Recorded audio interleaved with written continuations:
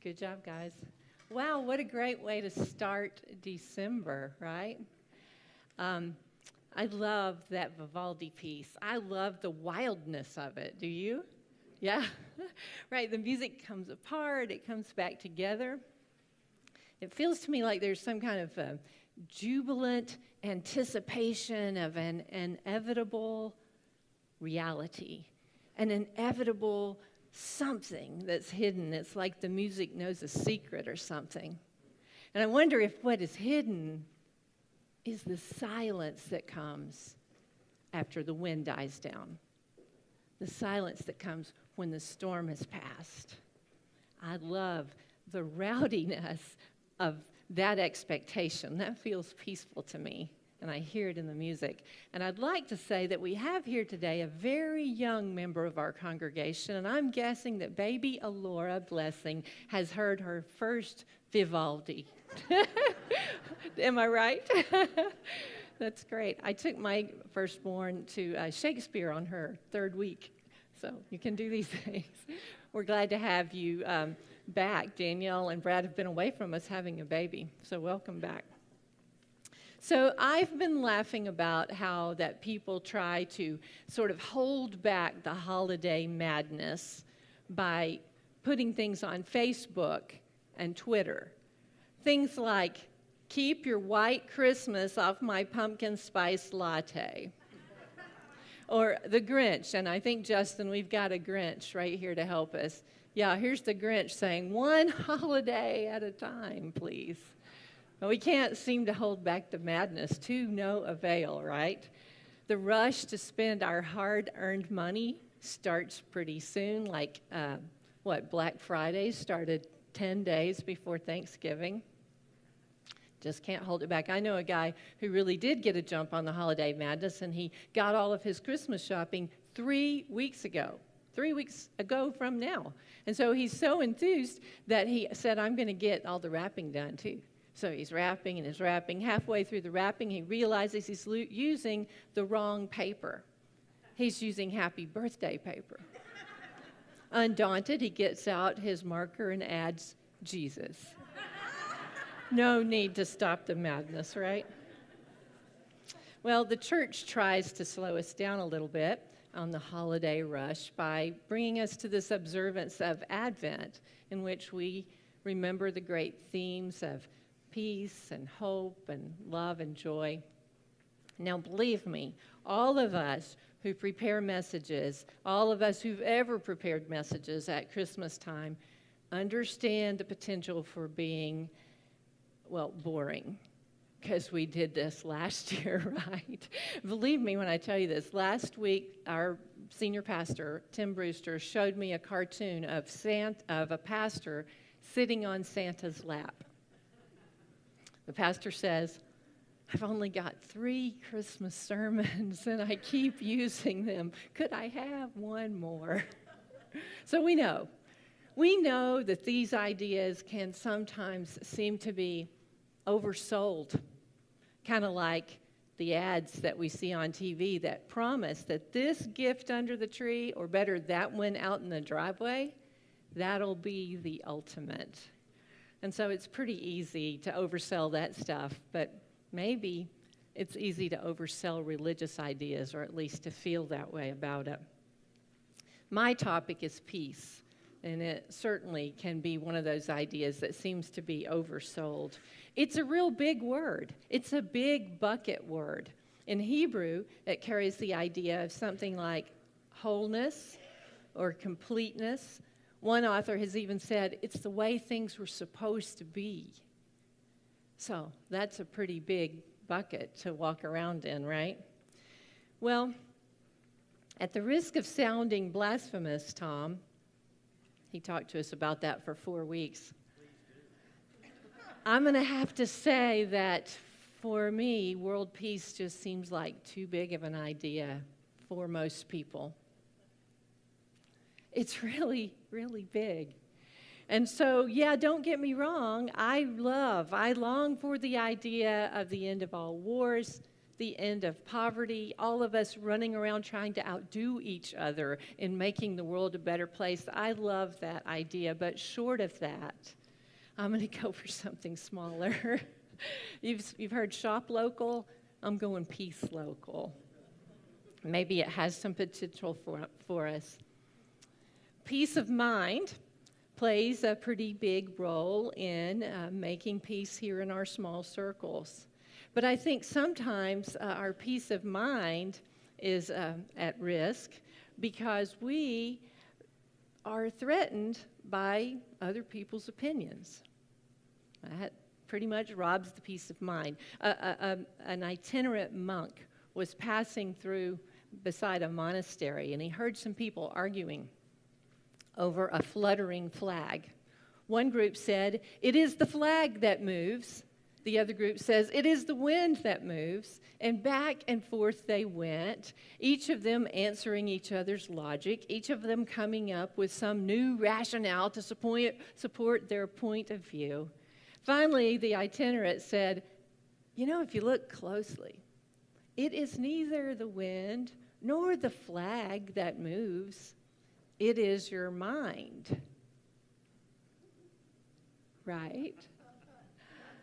This is a great example of a story that shows us that we sometimes get stuck in either or. Does it have to be either or? I think that's a great question, and that's the weirdest story I've ever heard, too. But it was an either-or situation, right, for those people. And I think that we all fall into that either-or, and we feel we just must argue our point. Some of us go straight to the mat, and we're going to even bring up the argument and get it started. Some of us are a little more subtle, and we figure out ways to work our point of view into every innocent conversation, hoping, I guess, to trounce our enemies by scoring enough good argumentative points. But I wonder if we had a little more peace of mind about our own point of view, would we feel so compelled to press it, to argue it? Here's the thing. Our peace of mind cannot depend on everyone agreeing with us. Just X that off the list. But what might be useful is to develop sort of a surrender attitude, surrendering to the outcomes that we now have. Now, I know, I hate that word surrender, don't you? It sounds like something I don't want to do. But stay with me. What if surrender is not the same as capitulating? It's not the same as lying down dead, but it is the idea of developing an attitude of accepting what is and then moving on.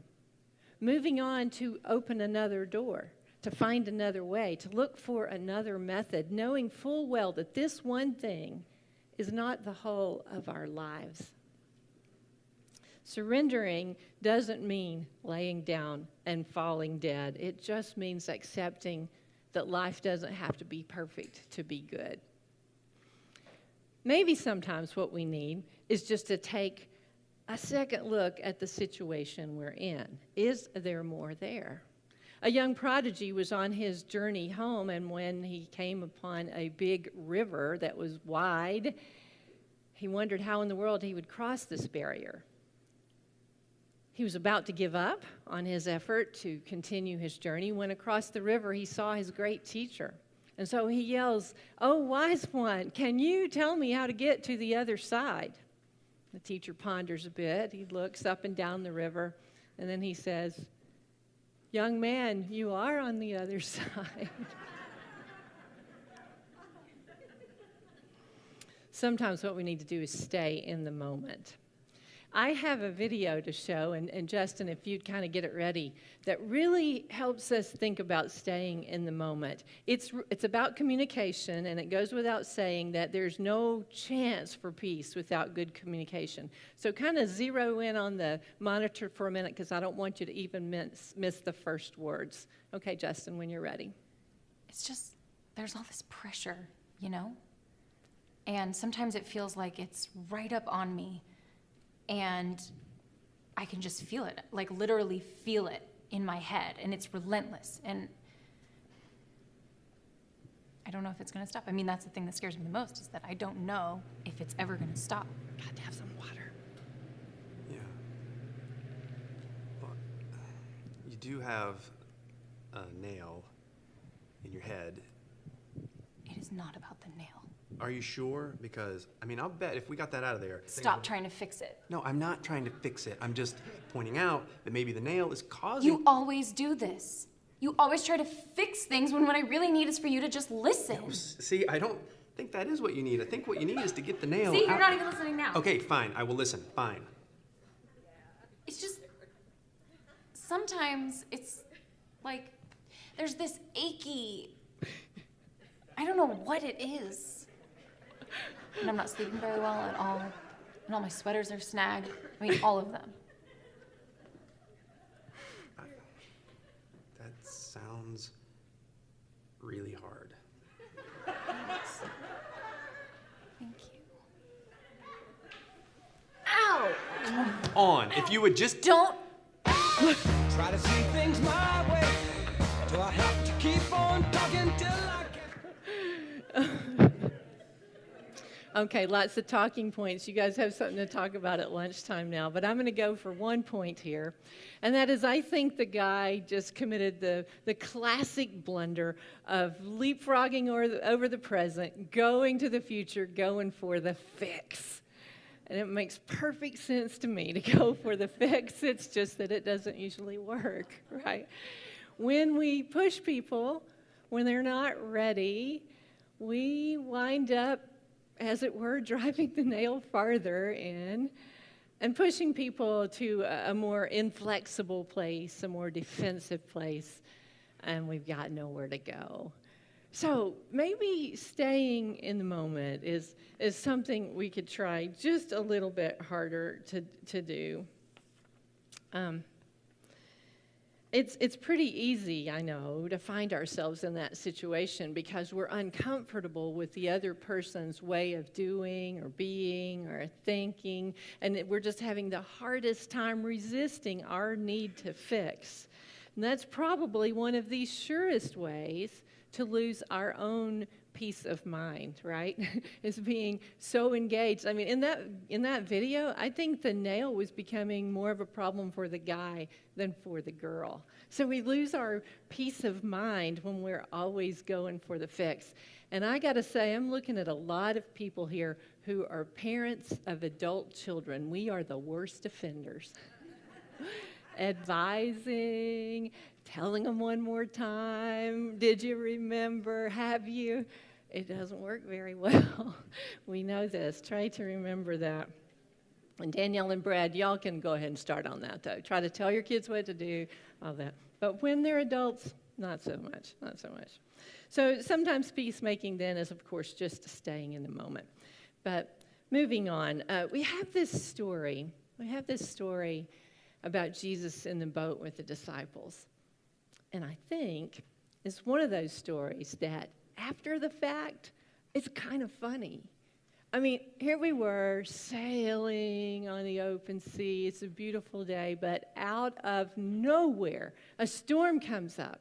There's torrential rain. There's blowing wind. It's getting dark. There's lightning on every side. I look across the way, and Judy's hair is matted to her head, and she tells me, there's eye makeup on your chin.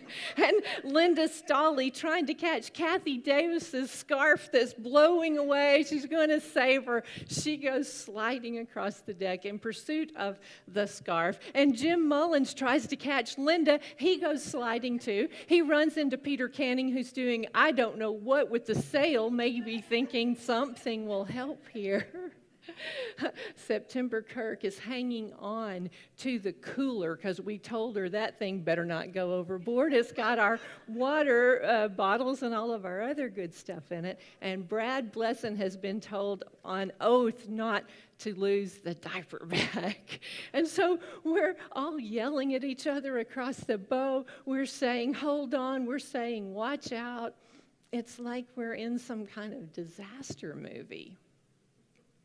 And then it's over. And somewhere, sleeping in the boat, was peace. I don't think we do very much good to say something like, just keep Jesus in the boat with you and everything will be all right. That can grow pretty thin, and we know it's not true.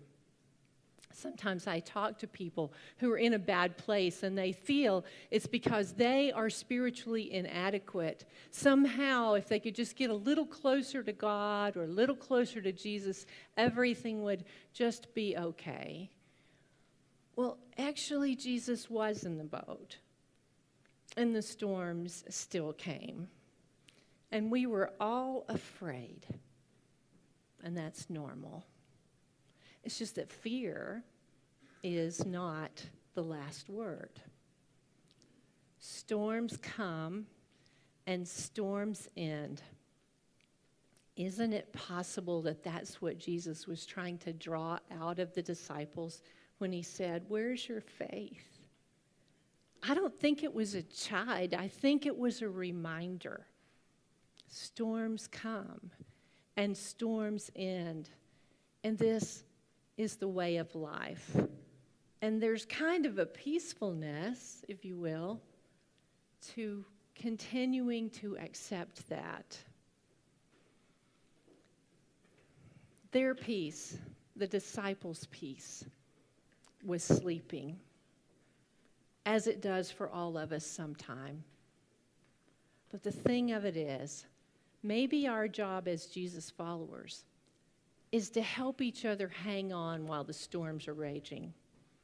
And not just hang on, but hang together. Because that thing, that nail, is not nearly as important as hanging together. Hanging together and tolerating each other and loving each other, even when it's hard. Maybe taking a humorous view, a lighter view of things, so that we don't get bogged down with the soaking wet clothing of each other's faults or our own often overestimated opinions. We hang together because it's us. It might take a little bit of humor, a little bit of imagination, certainly some tenacity. But speaking of imagination, what in the world is more imaginative than a lion laying down with a lamb? or a wolf with a sheep, or whatever it is. Unless, of course, it's a conservative and a liberal hugging under the mistletoe. That's pretty imaginative. It could happen. Maybe an uptight one and a laid-back one hugging under the mistletoe. It's worth it. It's worth hanging in there. Peace and peacemaking is a continual process. It is our lifelong work. The boat will rock and it will roll. But maybe if we remembered that Bethlehem rock group. You remember them, right? They're called Hark the Herald Angels. Well, they sang about peace. They sang about peace that is a gift that is given to us. It's in us. It sleeps sometimes, but we can awaken it, and we can help each other wake up to it. And that would really feel good.